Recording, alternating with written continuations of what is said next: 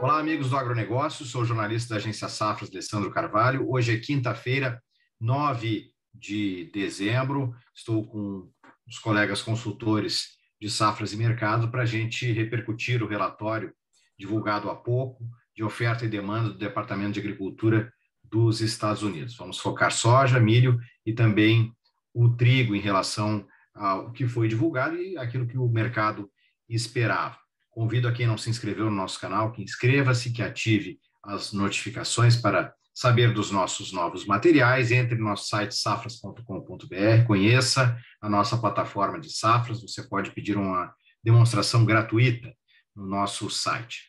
Começo cumprimentando os colegas, consultor que vai falar de soja também de milho, Luiz Fernando Roque. Tudo bem, Luiz?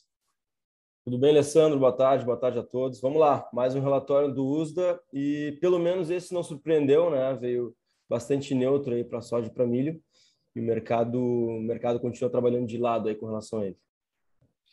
Beleza. O Elcio Bento vai falar de trigo. Parece que no caso do trigo, aí sim aconteceu alguma coisinha que pode estar repercutindo, né, Elcio? Tudo bem? Tudo bem, Alessandro? Tudo bem? Boa tarde a todos. Foi em linha com o que o mercado esperava, mas um pouquinho mais intenso. Então, acho que é isso que justifica hoje as quedas que a gente está tendo aí nas bolsas, tanto de Kansas quanto em Chicago. Obrigado, Elcio. Bom, vamos começar falando do relatório em relação à soja. Eu vou compartilhar aqui a tela do relatório. Bom, temos os números aí. A produção norte-americana foi mantida em relação a novembro em 120,4 milhões de toneladas. Os estoques finais da temporada 2021 também inalterados, assim como 21-22. Para 2021, quase 7 milhões de toneladas, 21-22, 9,2 milhões de toneladas, isso para os Estados Unidos. Estoques globais foram indicados temporada 2020-2021 em 99,8 milhões de toneladas, caindo um pouquinho em relação a novembro e também um pouco abaixo daquilo que o mercado esperava. E estoques globais 21-22, 103,8 milhões de toneladas. Bom, Luiz, vamos começar falando então da soja. O que dá para se dizer aí desses números que parece, como você falou no começo, não tiveram grandes alterações? Exato, Alessandro. O relatório, como eu comentei, bastante neutro, né? A gente estava precisando de um relatório aí que não trouxesse muita agitação para o mercado, porque nesse ano o USDA nos surpreendeu bastante, né, Alessandro? A gente falou aí em edições anteriores dessa gravação que o USDA nos surpreendeu muito nesse ano, bagunçou bastante o mercado, né? Trouxe muita volatilidade para o mercado.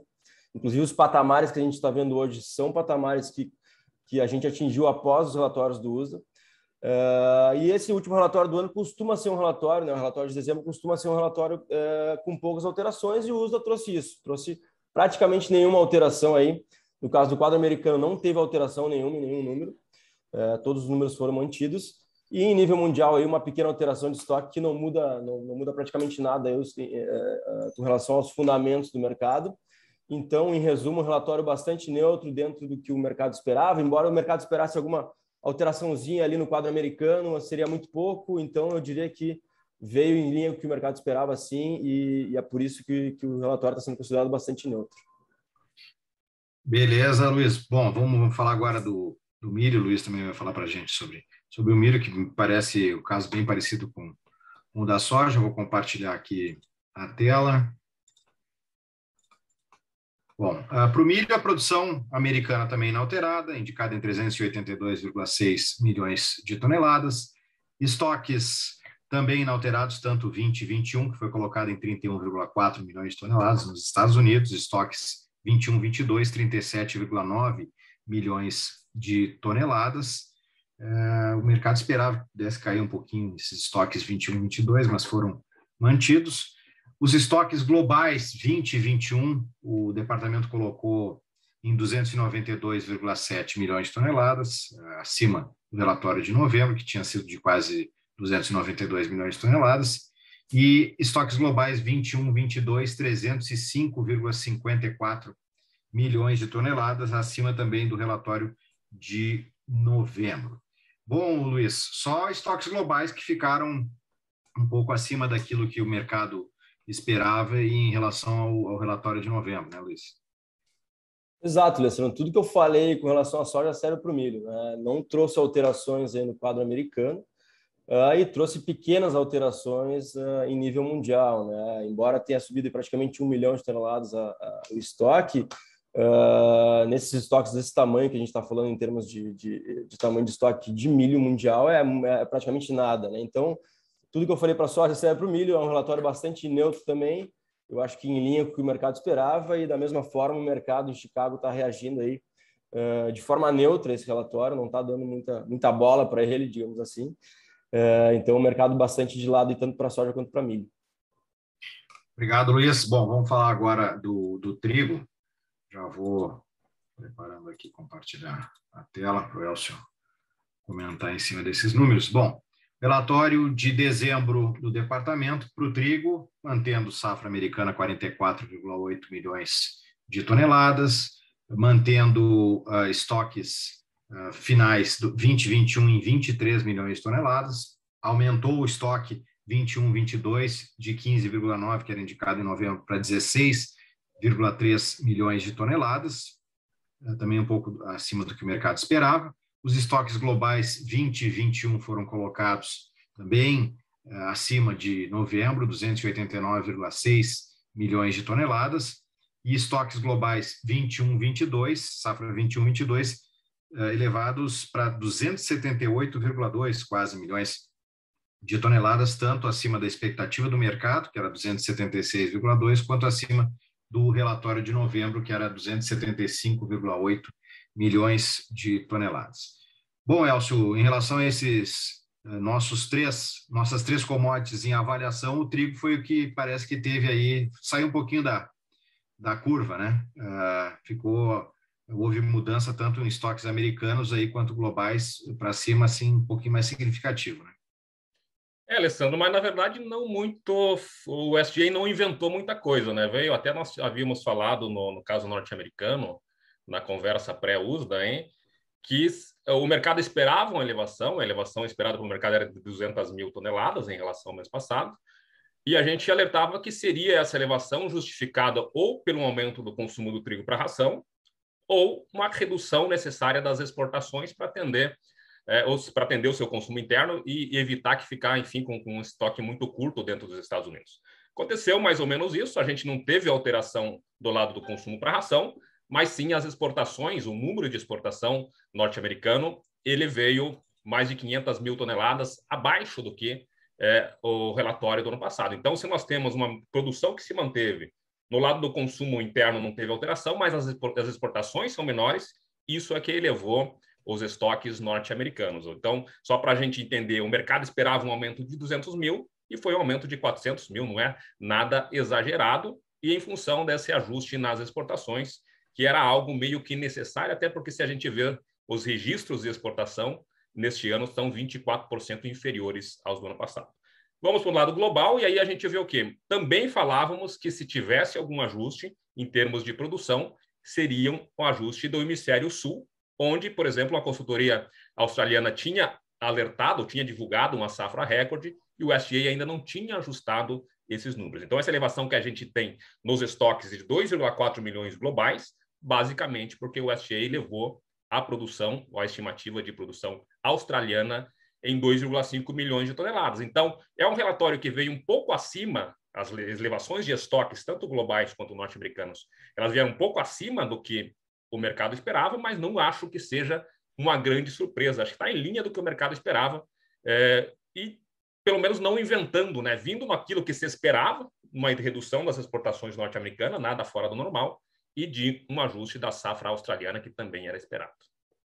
Bom, Elcio, então, no resumo, assim, o trigo até mudou um pouquinho mais que soja e milho, mas também não nada que trouxesse grande... Depois de tanta surpresa, como o Luiz estava falando esse ano em relatórios, né? Dezembro sempre é um relatório um pouquinho mais fraco, digamos assim, de novidades, então não saiu do que se esperava. Vamos falar um pouquinho agora nessa nossa última parte aqui desse vídeo sobre o comportamento propriamente dessas commodities na Bolsa de Chicago no dia de hoje. Soja e milho, bem como o Luiz falou, estão quase mais próximo do 0 a 0, o trigo sim com uma oscilação maior. Começando pela soja, nós temos aqui o contrato janeiro operando, já se encaminhando aí para adiante, temos mais 1 hora e pouco de pregão, 12,61 por bushel, com praticamente estável, né?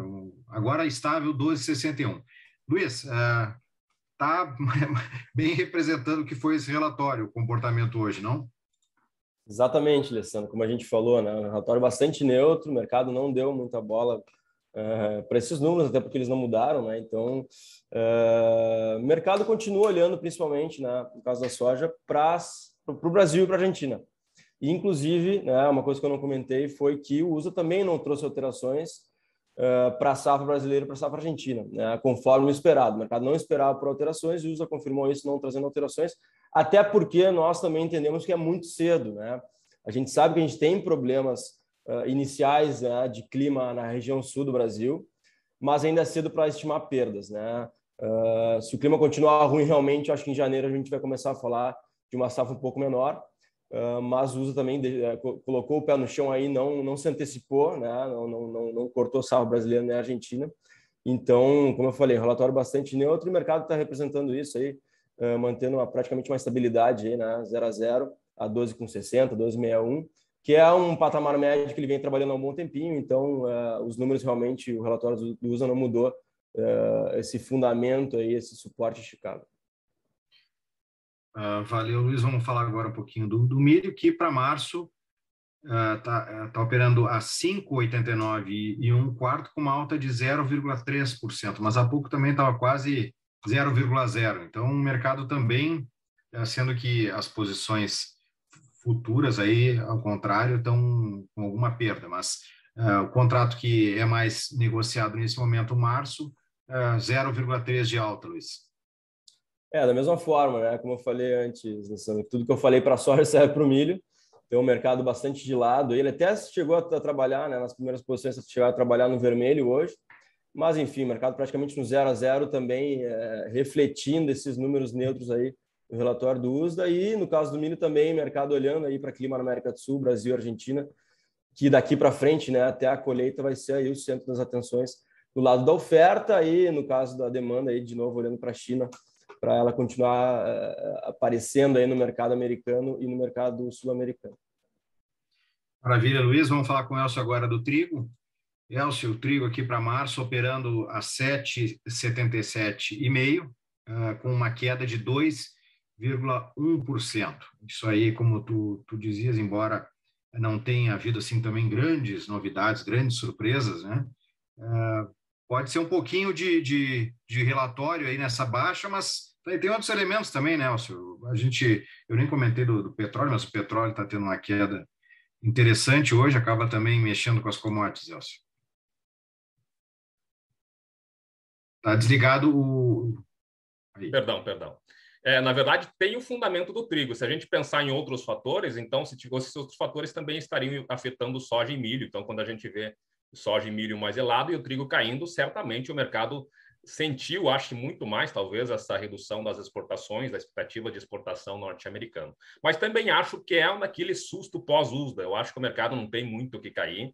É bom a gente lembrar, por exemplo, que nós saímos de um trigo próximo a $6 por bushel no início da temporada e estávamos acima de 8, né? Hoje está operando um pouco abaixo, mas é um mercado que ganhou muito. Então, se ganhou muito, ele tinha que, em algum momento, ter alguma correção. E o mercado está esperando do lado fundamental, um mercado que estava bem comprado, né? Então, é normal que tenha essa realização. Eu não acho que, a partir nos próximos pregões, a gente vai ter uma manutenção de uma queda dessa intensidade. A gente deve ter o mercado voltando a estabilizar. Não tem grandes motivos em termos fundamentais para a gente acreditar numa realização de lucro mais acentuada. A gente sempre recorda que estamos numa temporada em que o Canadá teve uma quebra de 40% na sua produção, a Rússia está com quebra de safra também, teve uma quebra de safra e tem já uma restrição de exportação. Então, tem fundamentos dentro do trigo que não permitem quedas mais acentuadas. O que a gente tem que começar a ficar de olho é que a gente está se encaminhando para uma safra, ou já está com a colheita, o melhor plantio,